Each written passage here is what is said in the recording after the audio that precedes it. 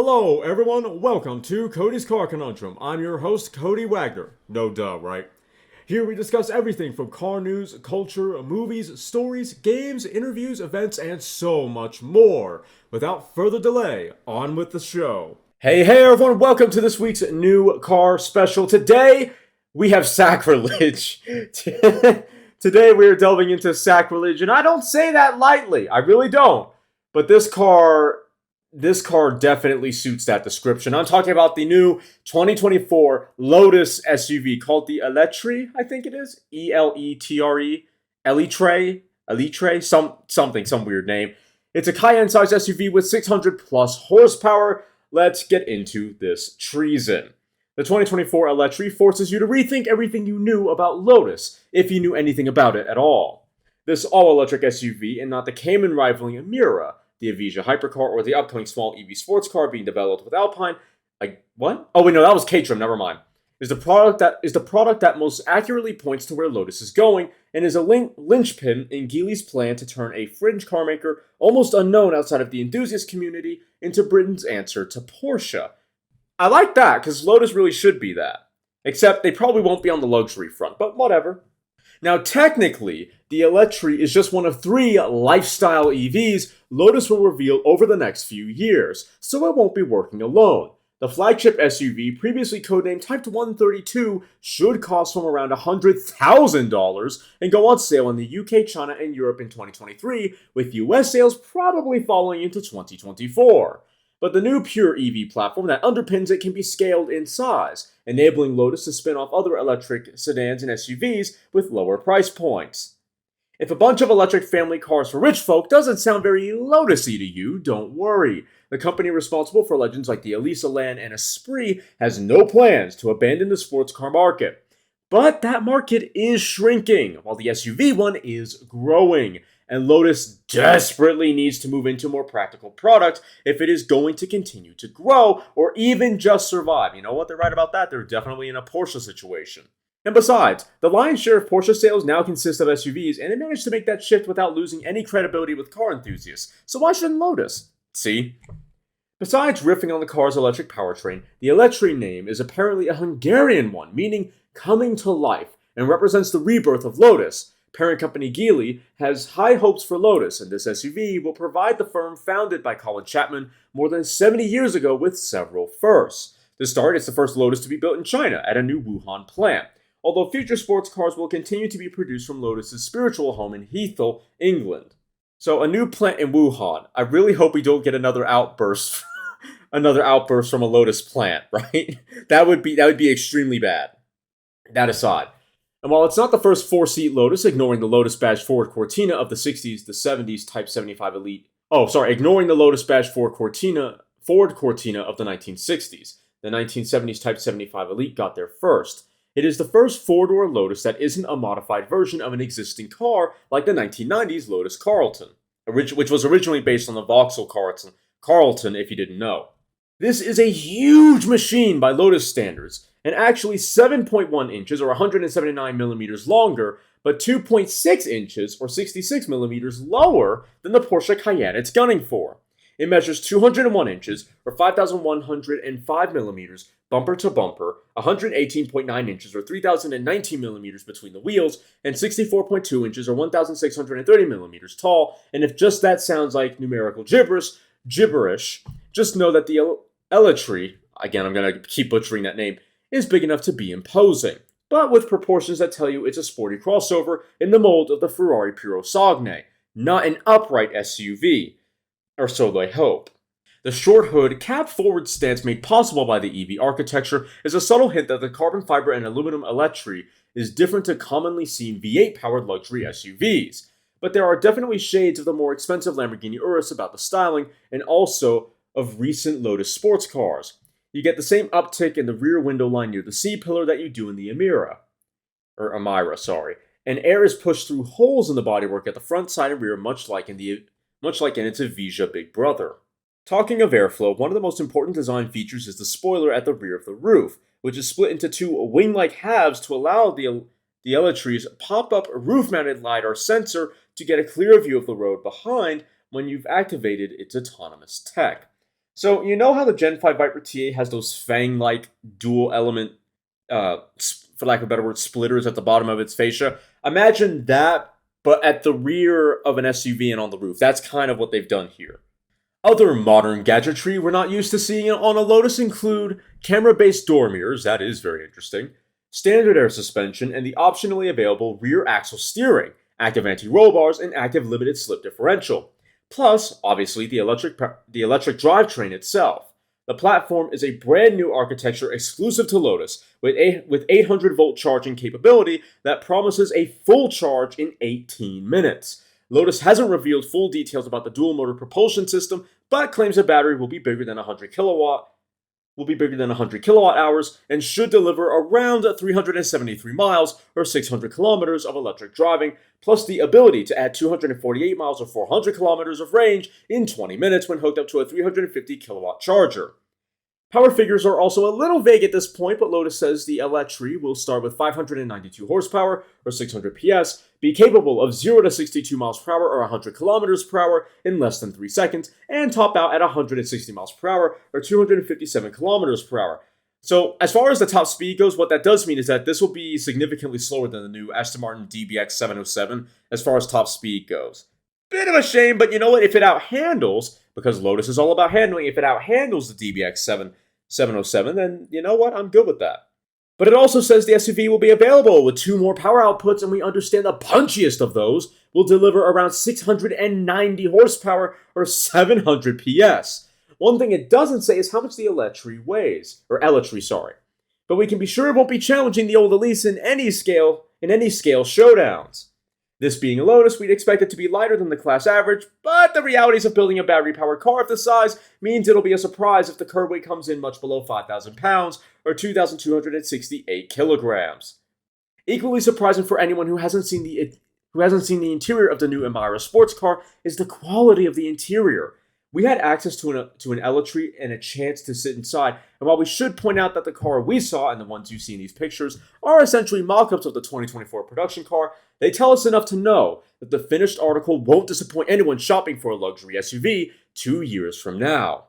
Having popped the door locks with the key fob and watched a little startup flourish going on at the front involving the grille breathing and lights dancing, you grab one of the door handles that has now risen from the door skin and climb inside to be met by a surprisingly bright, airy cabin whose dashboard top panel is split, echoing the design of the rear spoiler. There's a fashionable non-circular steering wheel. Fashionable to them, kind of annoying to me, but whatever.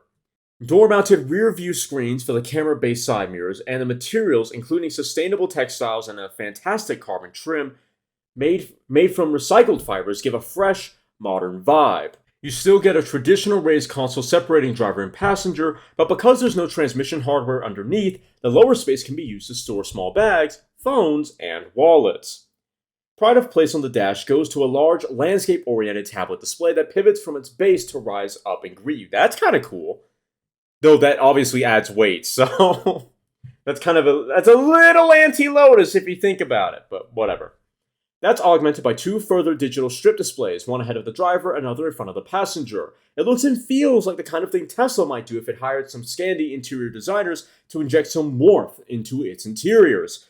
The car we saw was configured with a 4-seat layout, but a 5-seat format will also be available. Whichever one you go for, passenger space should be ample from what we experienced sitting inside the Eletre.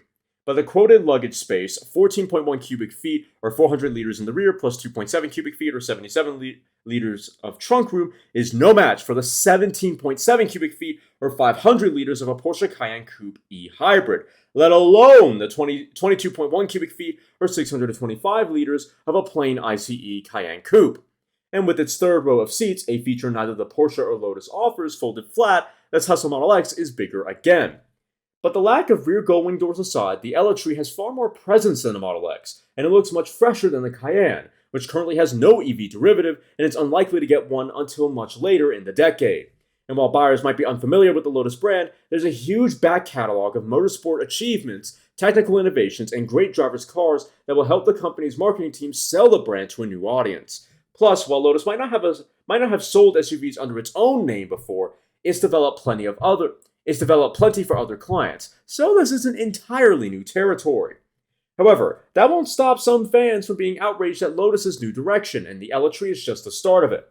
Around a year after the 2023 introduction of the flagship SUV seen here, Lotus will introduce a four-door coupe EV to take on the Porsche Taycan and Tesla Model S. That car is currently codenamed the Type 133, though we don't doubt it will be given a name that starts with an E, as will the Type 134 Porsche or Type 134 Porsche Macan competitor that follows mid-decade. Then, around 2026, we'll get a small electric sports car that will also spawn a new two-seat Alpine EV. Our feeling is that we'd rather see Lotus building cool electric SUVs than go out of business trying to sell only sports cars to a world increasingly uninterested in them, especially if it means the brand then has the cash to keep building those sports cars for those of us who do care. Would you buy the Lotus Eletre over a Porsche Cayenne or Tesla Model X, or do you think Lotus should stick to sports cars? Leave a comment and let us know. Okay, here we go. So here's some photos that I can look at and, with all the hard stats out of the way, tell you my subjective opinion about the way it looks. So, all in all, I pretty much have a very simple opinion on this thing. It looks too much like a Lynk & Co product, visually, from the exterior. It looks like it could be something like a Lynk & Co. 07. Now, that's not to say that I'm insinuating that it looks too Chinese. I'm not. I might actually be saying that. Yeah, it does look like it's been heavily influenced. And that's not saying that Chinese design is bad. It's not. I don't mind a lot of Lynk & Co.'s products. My thing is it just doesn't look. It looks like. Even this looks like a big departure from things like the Evija and the Yamira. That's kind of my thing, is it looks, even relative to those cars, which is a bit of a departure from the Evora and the Elise, this looks like a departure from even the modern Lotuses still. And again, it looks too much like a Lynk & Co product. It looks like it could be a Lynk & Co. 06 or 07. Right? Whatever they name an SUV, this looks like it could be that. And that's kind of my problem, is it's too Lynk & Co. and not enough Lotus. Having said that, Lotus does not really have a defined brand, does not have a defined design language as such, so them differentiating the Eletre from the other models isn't necessarily a bad thing on that basis that they don't have a solidified design language, but yeah, I don't know, it just doesn't seem extremely Lotus to me. It doesn't seem particularly British, perhaps. So I don't hate the way it looks like. As a Lynk & Co product, it would actually be really cool. It would look pretty good. As a Lotus, I'm not sold on it being a Lotus.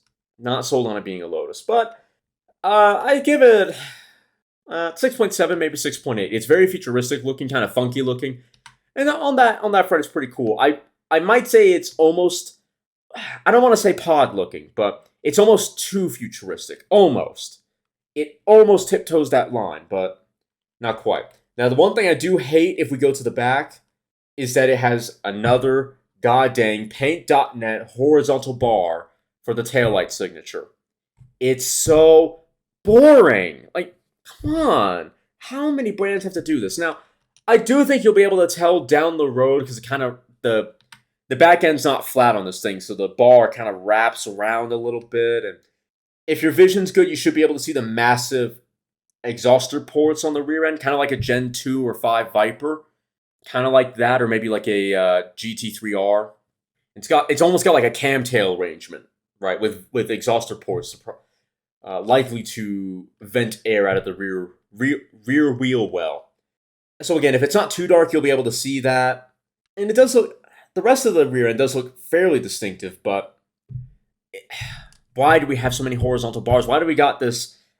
If any of you know X-Men, you know Cyclops, but not from the movies, from the cartoons where he has that wraparound glass and it's just red, or wraparound pair of glasses and it's just red. That's what everyone seems to be doing these days, and it's so annoying because it's the only thing anyone's ever doing. Another thing I don't really like about the rear end on this thing is how small the rear window is. It kind of looks like it would be a porthole, I'm not going to lie. Let's just say the belt line for the back is really high. That rear window is extremely small. That is definitely going to impede on visibility. And not to a small degree either. It is going to impede quite significantly. If we go to the face, again, total Lynk & Co product. We have these kind of L-shaped lights. L-shaped headlights, so the long part. So if you take an L and then turn it to the left about 90 degrees, so that long part is facing the bottom. That makes up, I would say, the majority of the headlight, and then but it's slim, right? And then the headlight, once it gets to the bottom part of the L, it opens up quite a bit. So almost like a hockey stick kind of arrangement, really thin handle, and then it flares out at the bottom. That's what these headlights do. Horizontally oriented, they're thin. They're very thin. Ooh, at what part? For the part closest to the badge, going out towards the fender, again, very thin, and then once the headlight gets to the fender, again, flares out quite a bit and then gets pretty big. Not bad looking, but again, that looks textbook Lynk & Co. styling for sure.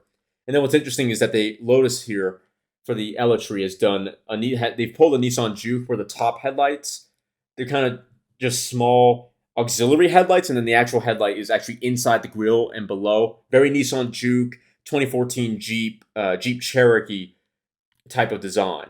And that auxiliary headlight, like DRL headlight up top, and then actual headlights on the bottom. Again, Lynk & Co.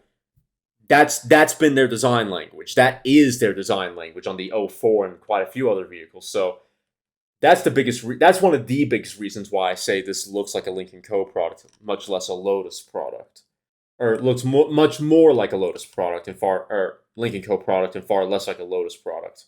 As far as the wheels go, I like the design. They are directional wheels, and what that means is they're kind of set in motion, so they're angled, so that when you go forward, it looks like they're almost cutting through the air, dicing it up. Those are called directional wheels. I like them a lot. Once again, kind of Lynk & Co.-ish, but that's fine. Massive Lotus text on the brake caliper. Not that interesting of a font, sadly, but I think it is the same font that Lotus has used elsewhere, so that's fine. If we move to the interior here, very futuristic. And as far as materials go, it's very luxurious, but as far as design goes, barring the materials, I'm not sure it's that luxurious. It's far more apt to say it's very minimalist.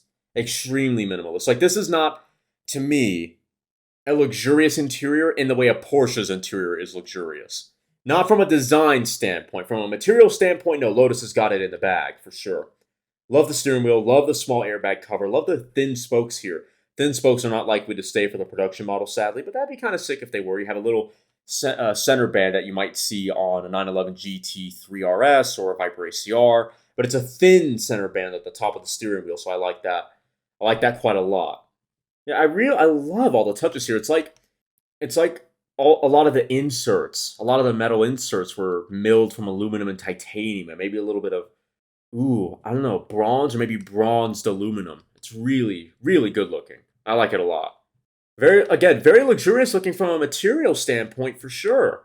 Some aspects of the interior, as far as the design goes, yeah, but the dash, not that much to me. It's too Tesla. No gauge cluster, just a screen in the center, right? That's not very luxurious to me. That's just boring and minimalist. But it is what it is. If we go to the back here, we have a very S-Class-like screen on the central armrest, which is quite cool. Now, this is very luxurious looking to me.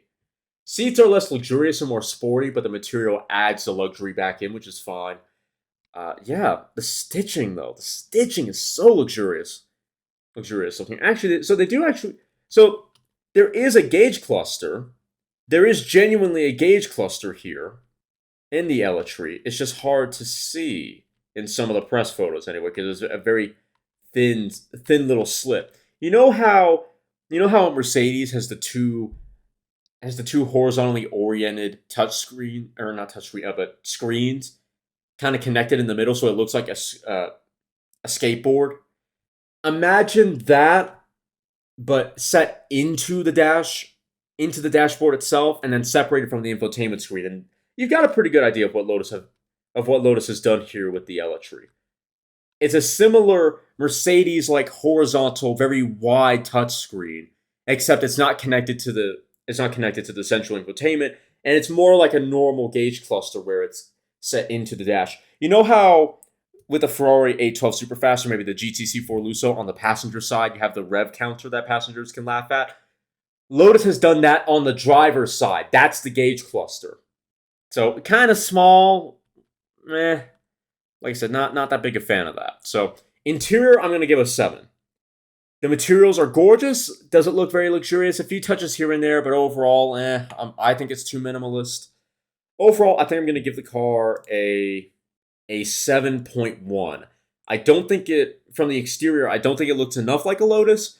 From the interior, I don't think it looks, from a styling standpoint, excluding the materials, from a styling standpoint, I don't think it looks luxurious enough. But if you take those things aside, the materials, the design itself, the materials of the interior, the styling of the interior, ignoring the luxury aspect of it, and then the exterior, ignoring the fact that it looks like a Lincoln Co. product, it's actually a relatively attractive looking, very distinct looking at the very least SUV, and for that I give it props. And honestly, it doesn't, for a Lotus SUV, it could be a lot worse. It could be significantly worse. I honestly think this looks better than the Ferrari Purosangue. That's for darn sure. So yeah, 7.1. Not bad, Lotus. Not bad for your first venture into the SUV space. Although I'll have to see what I really think it looks like if I ever get to look at one in the flesh. In any case, so what do you guys think of the new Lotus Eletre? Do you like it? Do you hate it? Somewhere in between? Do you agree with me on a few things? Do you disagree with me on a few things? Let me know in the comments below. In any case, though, if you enjoyed, and I hope you did, please make sure to like the episode, share the episode, and follow the podcast. If you're watching on YouTube, please like, comment, share, and consider subscribing. And if you do subscribe, thank you very much. I really appreciate that. Please make sure you hit the little notification bell, and then all notifications that we're notified every time I upload. I think I haven't done this part yet. If you don't want to listen to this podcast on the road, but you don't ever want the Podbean mobile app, hey, not a problem. Boot up wherever you listen to your podcast, type in Cody's Car Conundrum, and then choose the episode you want to listen to. I will see you all next time. You've just listened to me probably ramble about some cars, if I'm being honest. If you've enjoyed me passionately talking about lumps of metal on wheels, then why don't you follow me on Twitter at CodyCar, CONUNDRM, or check out my website, www.codyscarconundrum.com, for articles and other car-related content. If you have any questions or would like to become a sponsor, send an email to drtaffy777@gmail.com and put sponsor in the subject line. Make sure to follow me here or any other platform so you don't miss out on more full throttle content. Thanks for listening. I'll see you all in the next episode.